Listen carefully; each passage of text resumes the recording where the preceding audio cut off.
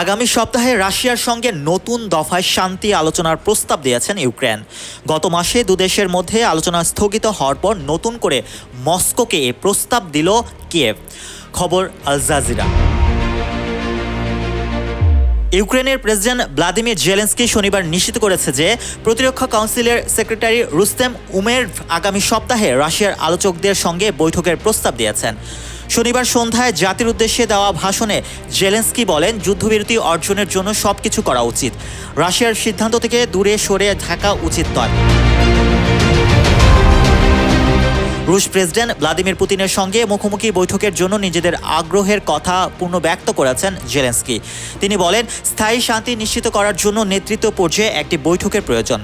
তবে এ বিষয়ে রাশিয়ার পক্ষ থেকে তাৎক্ষণিক কোনো প্রতিক্রিয়া পাওয়া যায়নি। এর আগে মার্কিন প্রেসিডেন্ট ডোনাল্ড ট্রাম্প মস্কোকে ইউক্রেনে যুদ্ধবিরতিতে পৌঁছানোর জন্য 50 দিনের সময়সীমা বেঁধে দিয়েছেন। অন্যথায় শতভাগ শুল্ক এবং রাশিয়ান তেল কিনবে এমন দেশগুলোর উপর নিষেধাজ্ঞা আরোপের হুমকি দিয়েছেন। Mohammad Rasel, news 21 international desk.